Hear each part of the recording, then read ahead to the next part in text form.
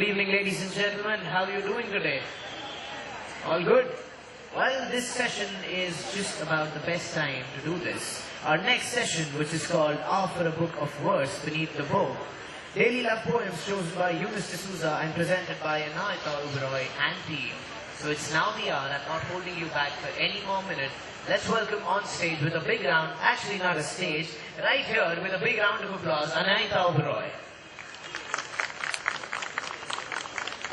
Hi everyone, and welcome to our poetry session for the third day in a row.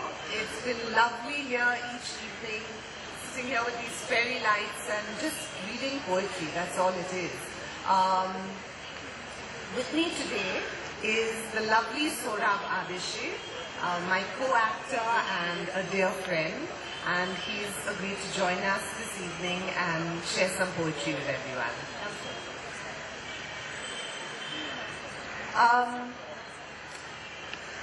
This series of evenings have been put together by Eunice D'Souza. For the people who've been here yesterday and the day before, I'm going to repeat myself. She is, in the world of education, she's a legend. She's been teaching at Xavier's forever and has developed students who have continued to admire her long after they have left college. Xavier's, exactly. She's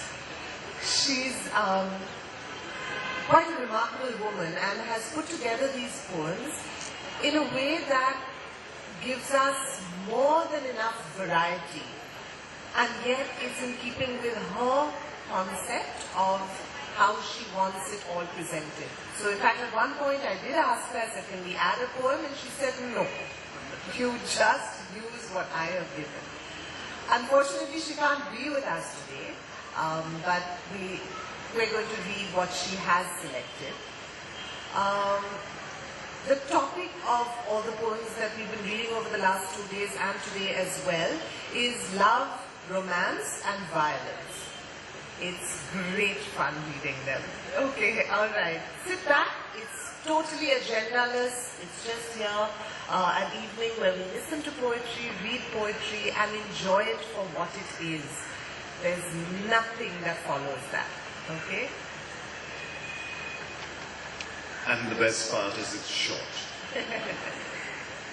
The first poem I'm going to read is actually by Eunice, and our friend Arundhati, who herself is a poet, has written about Eunice and said, a quintessential D'Souza poem is an intensely concentrated, highly charged verbal utterance. The hiss and steam linger on even as the page is turned. And I think for those who know Eunice, this is quite appropriate. And her poem, Miss Louise, follows. She dreamt of descending curved staircases, ivory fans aflutter, of children in sailor suits and organza dresses, till the dream rotted her innards, but no one knew. Innards weren't permitted in her time. Shaking her grey ringlets. My girl, I can't even go to church, you know. I unsettled the priests so completely. Only yesterday that handsome Father Hans was saying, Miss Louise, I feel an arrow through my heart. But no one will believe me if I tell them. It's always been the same. They'll say, yes, Louisa, we know. Professors loved you in your youth, judges in your prime. The next poem is by Mamta Kalia, a contemporary Hindi poet. And this poem is taken from one of the 2 books of poetry that she wrote in English. It's called Anonymous. I no longer feel I'm Mamta Kalia. I'm Kamla, or Vimla, or Kanta, or Shanta. I cook, I wash, I bear, I rear, I nag, I wagged. I sunk. I sagged. I see worthless movies at reduced rates and feel happy at reduced rates. I get a free plastic bucket with a large packet of Super Surf and feel happy. I put on weight every month like Kamla or Bimla or Kanta or Shanta and feel happy. I am no longer Mamta Kalia. Dorothy Parker was a cult American poet of the 20s, and her poems are often known to be sharp and cynical. This is Dorothy Parker's Theory. Into love and out again, thus I went, and thus I go. Spare your voice and hold your pen. Well and bitterly I know all the songs were ever sung, all the words were ever said. Could it be, when I was young, someone dropped me on my head? Christina Rossetti lived from 1830 to 1894. She was an English poet and she wrote romantic, devotional and children's poetry. This poem, Echo, is about the sadness and pain of a lover. It's about a sadness that lingers with a lover through a lifetime. And in this poem, she calls her lover back, her dead lover back, and requests her lover to come in the form of an echo. Come to me in the silence of the night. Come in the speaking silence of a dream. Come with soft rounded cheeks and eyes as bright as sunlight on a stream. Come back in tears, O memory, hope and love of finished years. O dream how sweet, too bitter sweet, whose wakening should have been in paradise, where souls brimful of love abide and meet, where thirsting, longing eyes watch the slow door. That opening, letting in, lets out no more.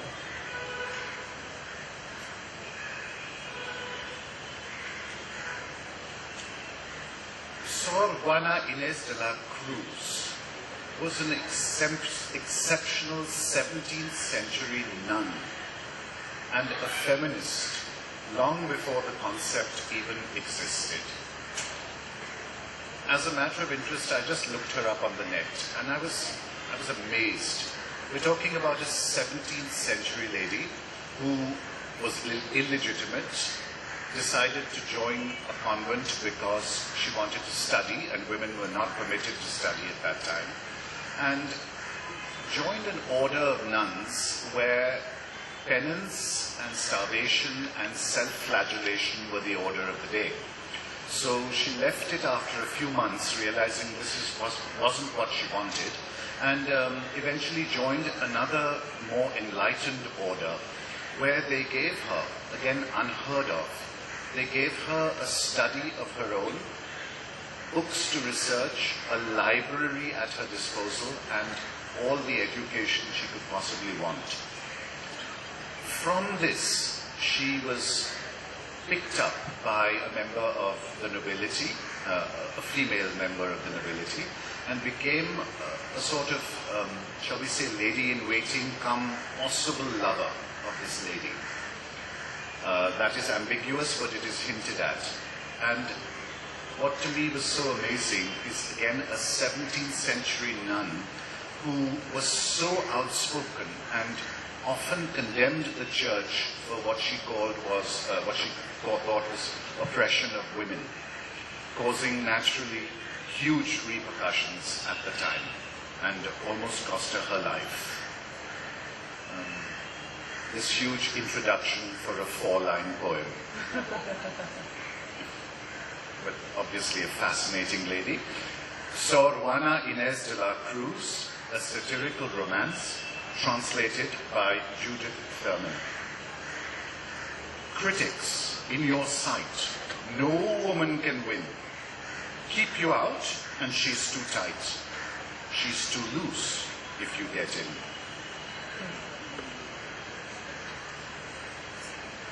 The next poem was written during the Second World War. It speaks of the sadness as well as the understanding that a wife has when her husband is out at war.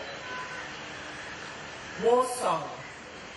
Soldier, in a curious land, all across a swaying sea. Take her smile and lift her hand. Have no guilt of me. Soldier, when were soldiers true? If she's kind and sweet and gay, use the wish I send to you. Lie not lone till day. Only for the nights that were, soldier, and the dawns that came.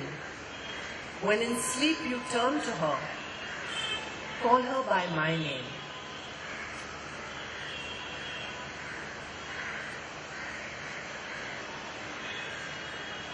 Anna Akhmatova was a 1910 cult figure in the Russian intelligentsia and part of the literary scene in St. Petersburg. And her poem, translated by Richard McCain, is, you thought I was that type. You thought I was that type. You thought I was that type, that you could forget me, and that I'd plead and weep and throw myself under the hooves of a bay mare, or that I'd ask the sorcerers for some magic potion made from roots and send you a terrible gift, my precious perfumed handkerchief. Damn you, I will not grant your cursed soul vicarious tears or a single glance. And I swear to you, by the garden of the angels, I swear by the miracle-working icon and by the fire and smoke of our nights, I will never come back to you.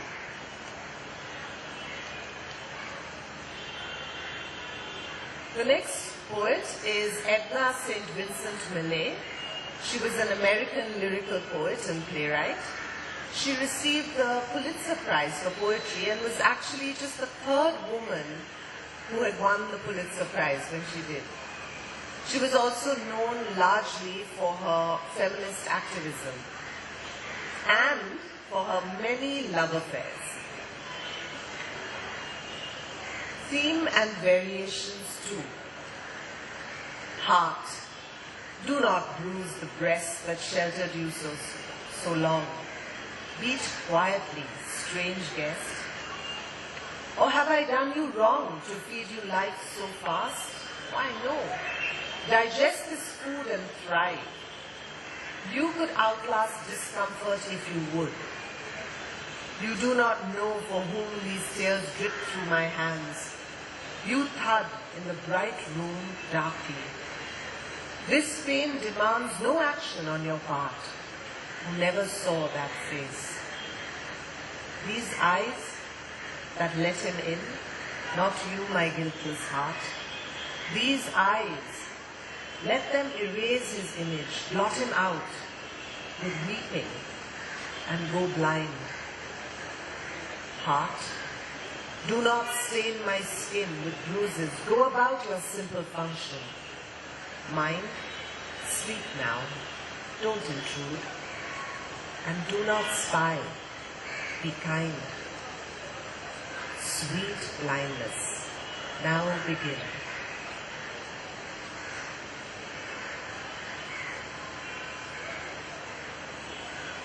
The next poem is anonymous. It's called A Medieval Poem in Modern Day English. I gave my love a cherry that had no stone.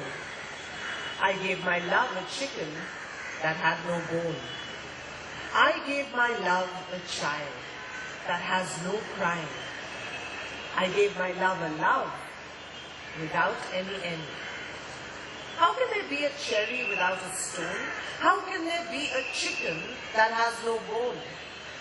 How can there be a child that has no crime? How can there be a love that has no end? A cherry when it's flowering, has no stone. A chicken, when it's hatching, has no bone. A child, when it's sleeping, it has no pride. And my love for my love, it has no end.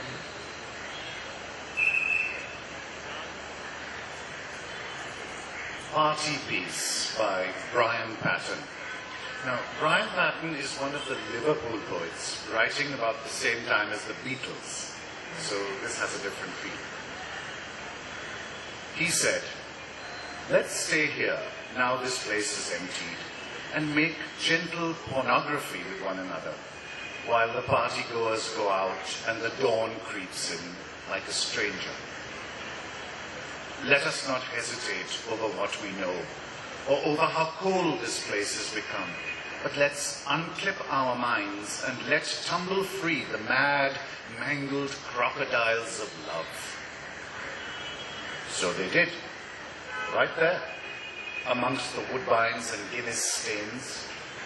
And later, he caught a bus and she a train, and all that was between them was rain.